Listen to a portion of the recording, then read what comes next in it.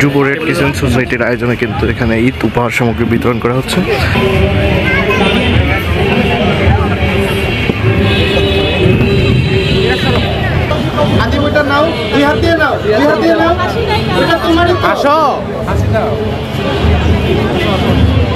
দেখো এটা কি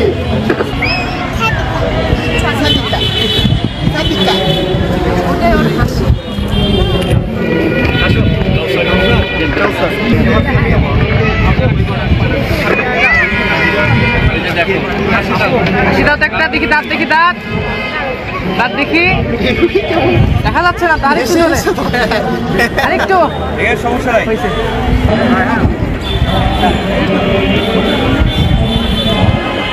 এদিকে তাকান, এদিকে ওইদিকে তাকান।